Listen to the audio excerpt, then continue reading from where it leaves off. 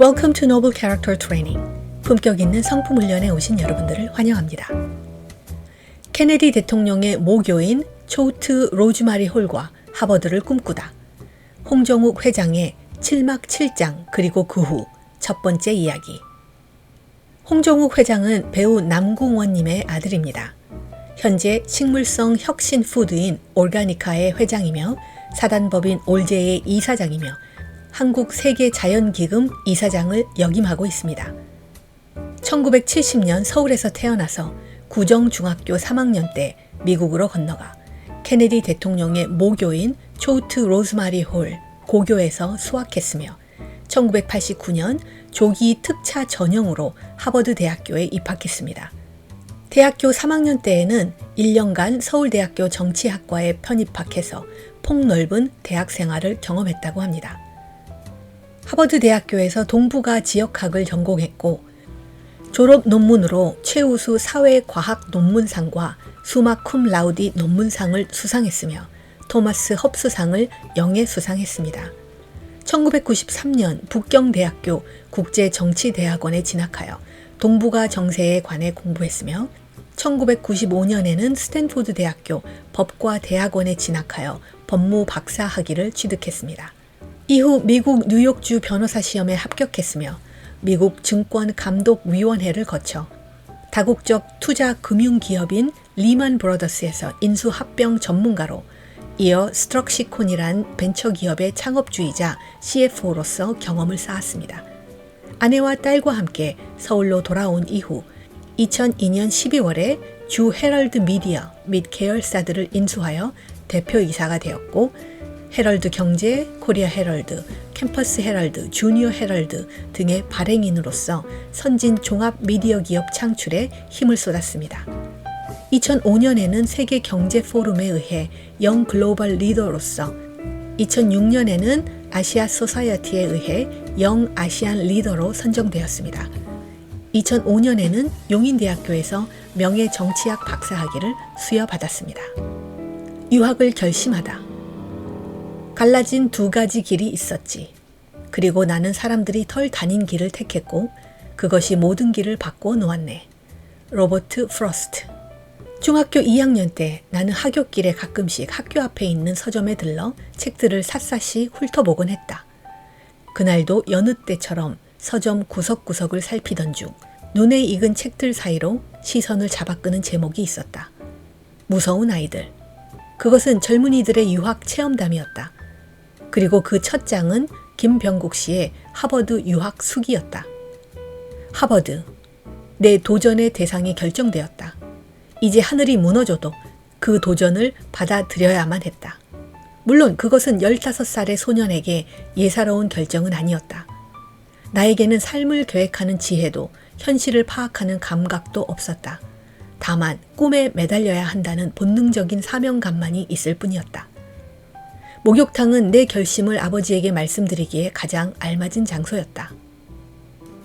아버지, 드릴 말씀이 있습니다. 아버지, 저 지금 유학 가고 싶습니다. 그래서 꼭 하버드 대학에 들어가겠습니다.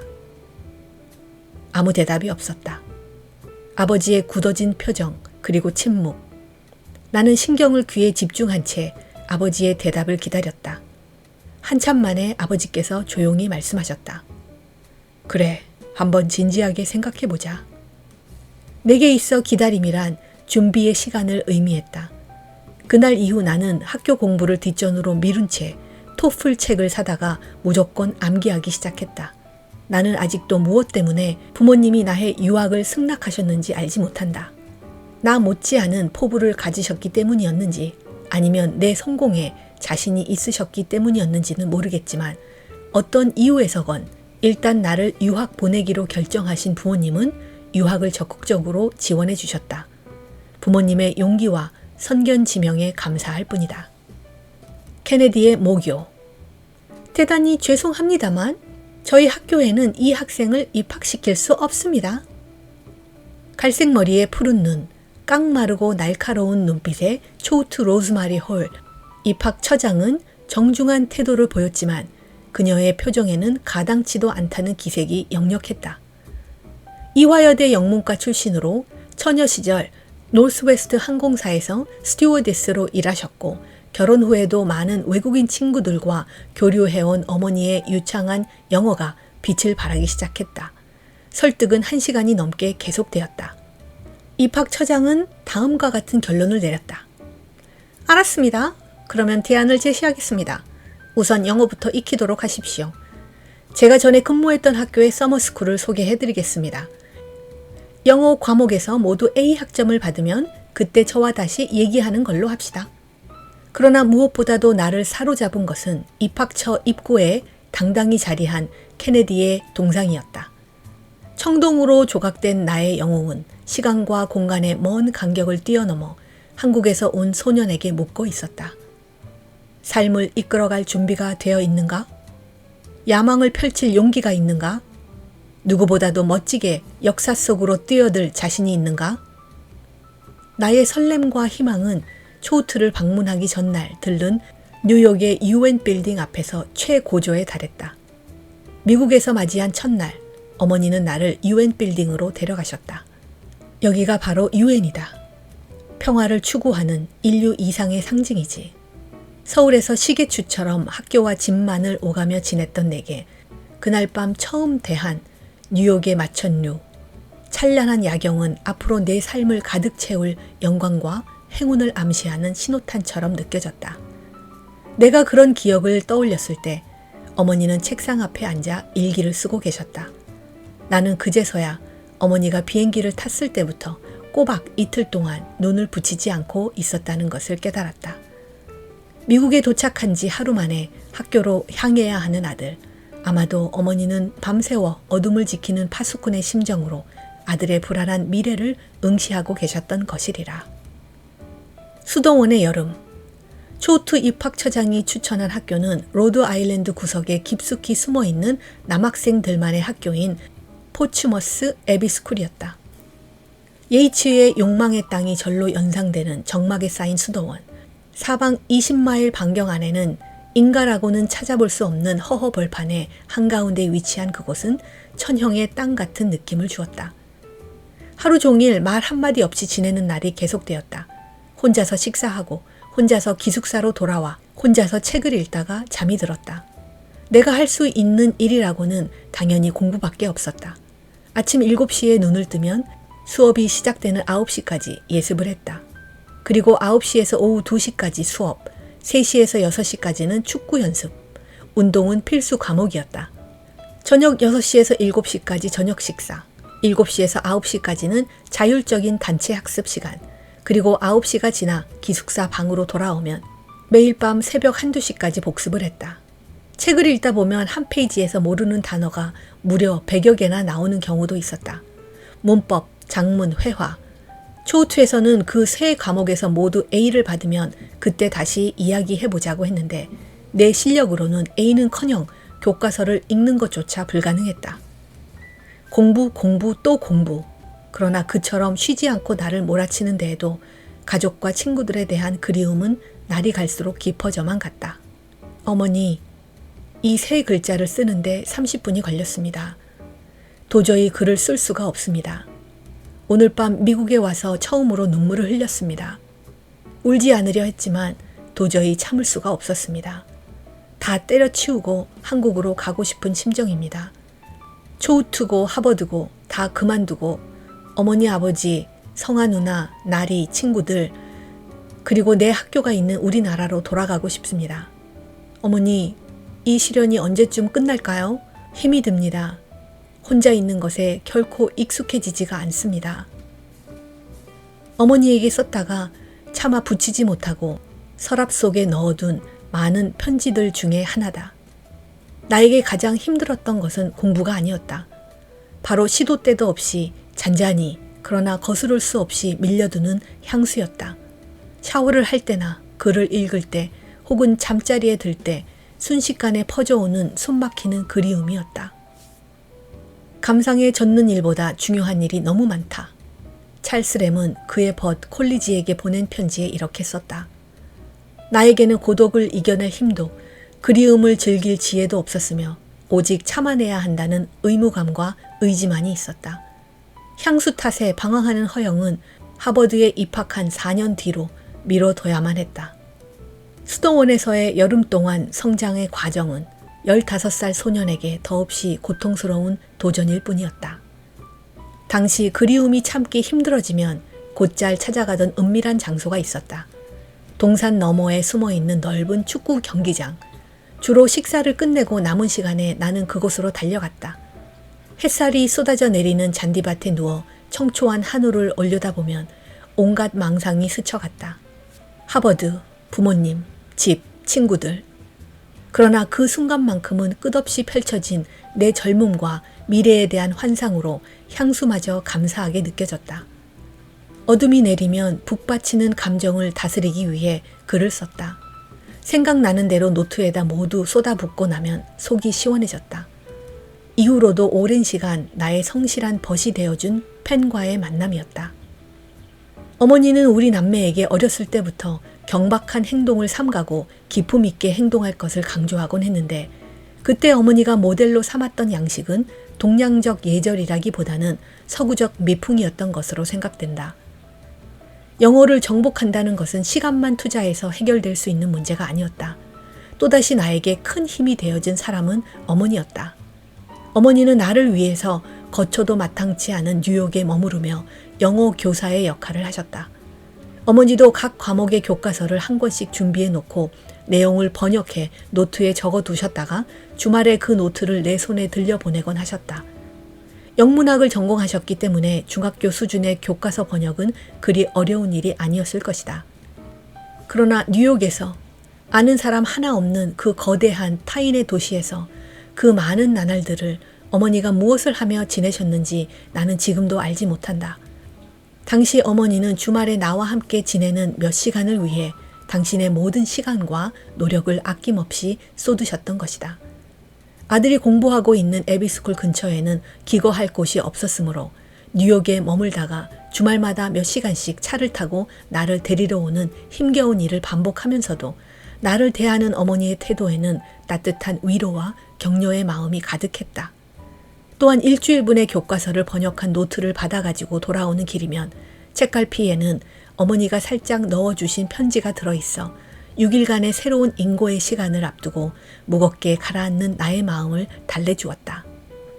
어렵고 힘들 때일수록 하나님께 기도하는 것을 잊지 말아라. 너보다 못한 사람들이 세상에는 얼마나 많은지 생각해 보아라. 항상 주님께 감사하는 마음을 잊어서는 안 된다. 마음과 몸 모두 주님 안에서 건강하기를 엄마는 늘 기도하고 있다. 지브라는 예언자에서 부모는 자식을 쏘아 올리는 활이라고 표현했다. 어머니는 이미 그때 어느 누구보다 높은 관역을 향해 강인한 활로 나를 쏘아 올리셨고 혼신의 힘을 다해 나의 행로를 지켜봐 주셨다. 승부욕이 강했던 나는 다른 외국 학생들보다 영어를 잘하지 못한다는 것이 견딜 수 없을 정도로 자존심이 상했다.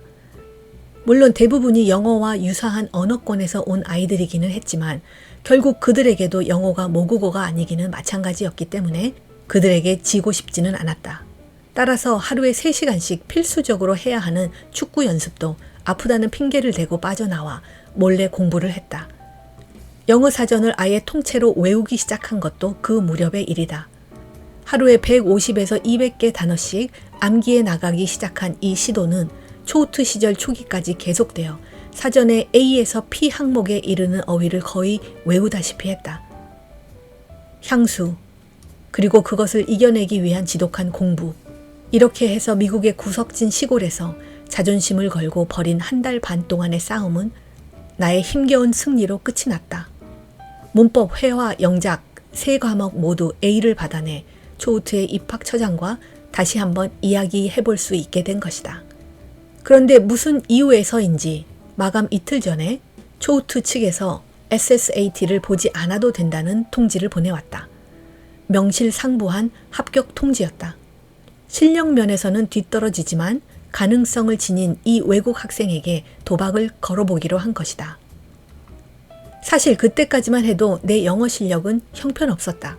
초우트가 나를 받아준 것은 이렇게 빨리 영어 실력이 향상된 학생을 본 적이 없다는 에비스쿨 지도교사의 평가에 담겨있는 가능성 때문이었던 것 같다. 초우트 합격이 결정된 후 어머니는 나를 붙들고 펑펑 눈물을 쏟으셨다. 아마 그간의 고생이 새삼스레 떠올라서 그러셨던 것 같다. 케네디와 고등학교 동문이 되었다는 사실에 나 역시 뛸 듯이 기뻤다. 그러나 식사 때마다 먹어야 했던 소화제, 공부를 하다 보면 어느새 밝아오던 새벽, 잔디밭에 누워 올려다보던 하늘, 생전 처음 느껴본 그리움, 나는 이 모든 것을 오랫동안 잊을 수 없을 것이다. 초우트에서의 첫 수업은 그렇게 시작되었다. 초우트의 학생 대부분은 가정 형편이 좋은 백인 상류층의 자녀들이다. 소위 미국의 귀족이라고 불리는 와스프, White Anglo-Saxon Protestant 계층의 아이들로 그들의 뿌리 깊은 우월감과 배타적인 사고는 시대의 변천과 무관한 철옹성과도 같다. 그러나 미국을 이해하기 위해서는 반드시 와스프 계층의 가치관과 생활 반경을 파악해야 한다. 모든 인종이 어우러져 있는 듯한 미국 사회이지만 아직까지도 와스프 계층이 정재계를 장악하고 있음은 물론 케네디를 제외한 미국의 모든 역대 대통령들이 와스프의 뿌리를 지니고 있기 때문이다. 상위 10개의 학교들은 대학 합격률과 교육 수준에 있어서 우열을 가리기 힘들 정도로 근소한 차이를 보이고 있으며 엑세터, 앤도버, 로렌스빌, 초우트, 세인트 폴, 호치키스, 디어필드 등이 이에 속한다. 예를 들면 엑세터는 학업과 규율을 강조하는 경직된 분위기, 앤도버는 자유롭고 진보적인 환경, 그리고 초우트는 운동과 교양을 강조하는 르네상스적인 학풍을 보유한 것으로 익히 알려져 있다. 영어를 정복하기 위해서 내가 택한 방법은 무조건적인 암기였다. 1학기 첫 영어 수업에서는 신약 전서와 그리스 신화를 주로 공부했다. 사지선 다형이 아닌 논문식으로 시험의 답안을 작성해야 하는데 당시 내 작문 실력으로는 결코 좋은 점수를 받을 수 없었다. 결국 나는 신약 전서 300페이지를 무작정 외우기 시작했다. 당시로서는 그 방법 외에는 다른 좋은 방법을 생각해낼 수 없었다. 매일 밤마다 외우고 또 낮에 다시 반복해서 외우다 보니 300페이지를 거의 모두 암기할 수 있게 되었다. 참고 서적의 관련 문장들도 모두 통째로 암기해버렸다. 미국을 떠나면서 어머니의 편지.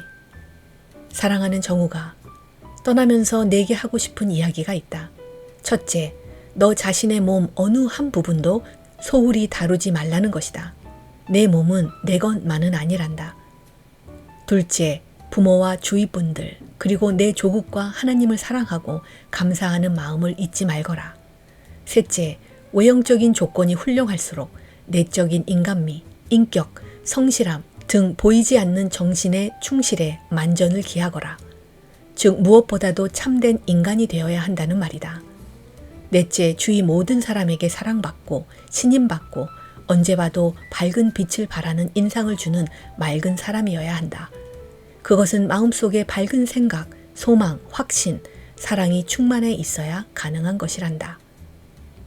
나중에 대학 졸업 후 한국에 돌아오기 위해 짐을 정리하면서 8년 만에 이 편지를 다시 읽었다. 그때의 내 감정은 그저 놀람뿐이었다. 그것은 어머니의 깊은 사랑에 대한 놀람이요. 8년간 어머니가 내게 끊임없이 되풀이해 오신 충고가 당시 당신의 편지 속에 이미 모두 포함되어 있는 데 대한 놀람이었다. 유학 8년간 거의 완전하게 감정을 자제할 수 있게 된 나였지만 새삼 느낀 어머니의 숙연한 사랑에 가슴이 뭉클하지 않을 수 없었다. 어머니가 떠나시자 나는 이 넓은 땅에 아는 사람, 아는 친구 하나 없이 홀로 남겨지게 되었다. 유학에 대한 환상에서 깨어나 최초로 고난과 고독의 현실과 정면 대결해야 했던 순간이었다. 초우트 학생회장이 되다. 어느 날 나는 3시 반 기차를 타기 위해 역으로 향했다. 오랜만에 초우트의 전원이 시원하게 느껴졌다. 그 순간 나는 내 삶의 주인이었고 택함을 입은 성인이었다. 어머니께서 자주 들려주시던 성경 구절이 새삼 떠올랐다. 청함을 입은 자는 많되 택함을 입은 자는 적으니라. 마태복음 22장 14절. 멀리 학생회관으로부터 같은 기숙사에 제이가 뛰어오는 모습이 보였다. 라이언! 내가 됐어! 내가 학생회장이야! 어릴 때부터 책과 가까이 지냈던 나는 미국에서도 시간이 날 때마다 많은 종류의 책들을 접했다. 특히 3학년에 들어서면서는 철학과 문학에 깊이 빠져들기 시작했다. 현실 정치학 외에도 근대, 현대의 이념과 문학에 심취했던 후일의 내 지적 성향은 아마 고등학교 3학년 때부터 이미 그 기반이 닦여졌는지도 모를 일이다. 그러나 사상이나 철학보다 더 깊이 나의 미숙한 영혼을 사로잡은 것은 영국의 낭만주의 문학이었다. 워스워츠, 키츠, 바이런 등 이름만 들어도 가슴이 두근거리는 위대한 낭만주의 작가들, 당시 문화의 주류였던 신고전주의에 과감히 도전해 시는 자연스럽게 넘쳐 흐르는 강력한 감정의 표현이라는 명제로 세계 문학의 흐름을 완전히 뒤바꿔 놓았던 이 19세기의 대문호들은 나를 매료시켰다. 언어를 고르고 골라서 천편일률적인 기교에 실었던 정형화된 신고전주의의 시들에 비해 솔직하고 자연스러운 낭만주의 시들은 살아있는 인간의 아름다운 영혼 그 자체였다. 나는 그들의 시뿐만 아니라 사상에도 매료되었고 후일 하버드에서는 독일 낭만주의와 현대 전위 예술에도 심취하게 되어 정석적인 낭만주의의 학업 과정을 그대로 답습하게 되었다. 대학 시절 지극히 현실적이고 기능적인 정치학을 공부하게 된 내게 낭만주의 예술은 일종의 지적, 감정적 요구에 대한 보상처 같은 것이었다. 3학년 봄학기가 시작된 4월 초순이었다. 티물린 선생이 특유의 초점 없는 눈과 날카로운 투로 한 가지 중대 발표를 했다.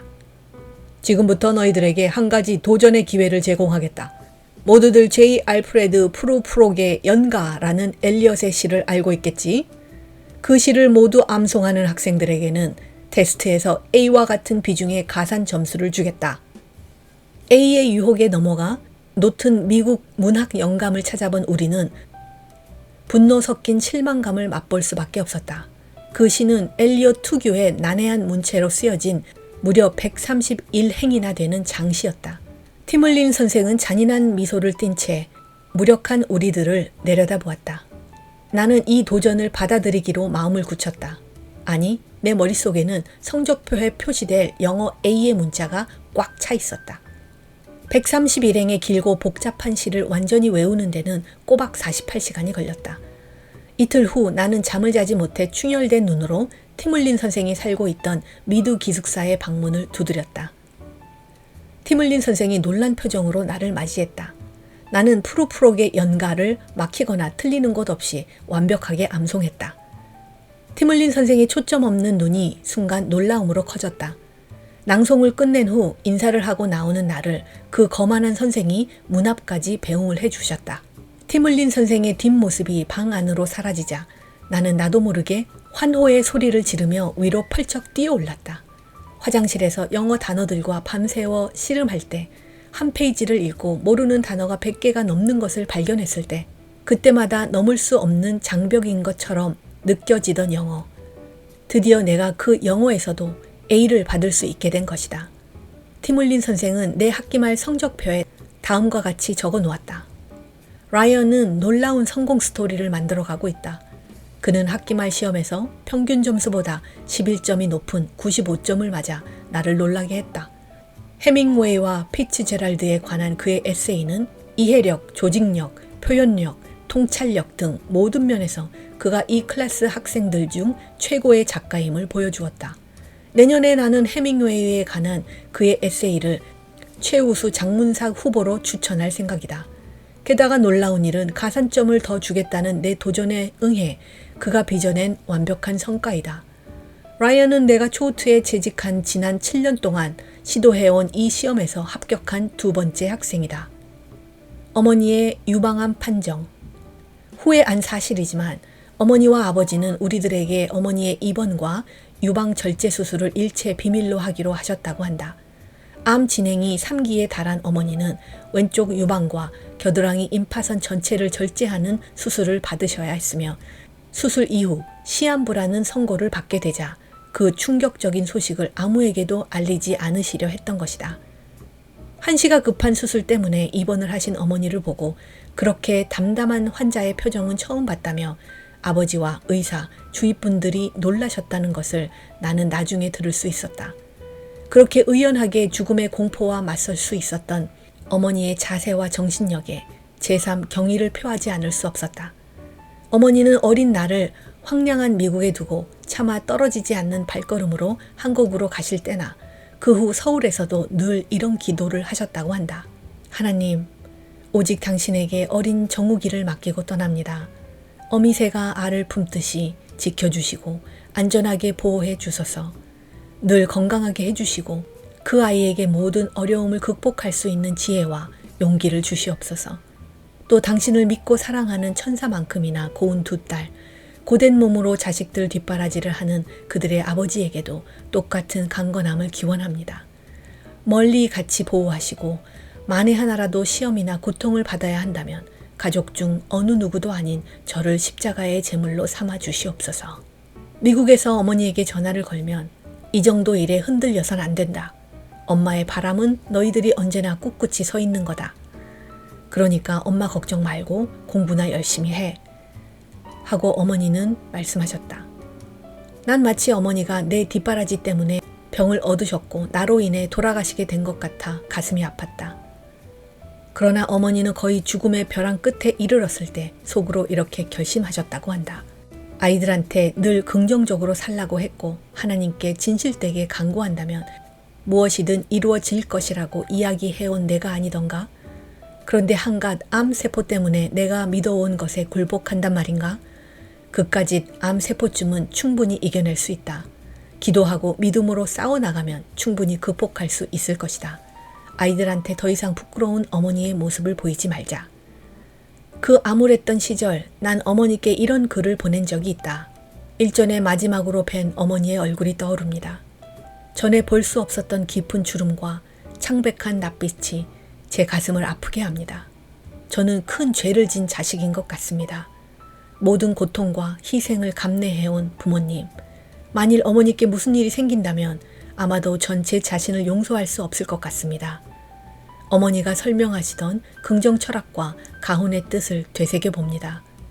세상에 진정 값진 것은 눈에 보이는 것보다 보이지 않는 것에 있다고 정신적인 차원의 중요성을 강조해 오신 어머니야말로 이제 강한 정신력으로 육체의 병을 이겨내셔야 합니다. 긍정적으로 적극적인 삶에 대한 어머니의 확신을 결코 포기하셔서는 안 됩니다. 어머니를 믿습니다. 강인한 지혜로 스스로의 삶을 지켜내시리라 확신합니다. 5년의 투병은 그만큼 길고 두려운 시간이었다. 1992년 1월 어머니는 서울대학병원에서 완쾌 통보를 받으셨다. 기적이었다. 나는 어머니처럼 신앙심이 깊지는 않았지만 그 놀라운 기적은 우리 가족에게 하나님이 계신다는 걸 분명히 깨닫게 했다. 비로소 그때 난 어머니가 자주 하시던 말씀을 되새겨 보게 되었다. 하나님이 주시는 시련에는 모두 의미가 있다. 그랬다. 어쩌면 어머니의 병을 통해 우리 가족은 서로를 더욱 깊이 사랑하고 이해하게 되었는지 모른다. 그 사랑을 확인시키기 위해 고통을 주신 것 같다. 홍정욱 회장의 7막 7장 그리고 그 후 두 번째 이야기는 다음 시간에 계속됩니다.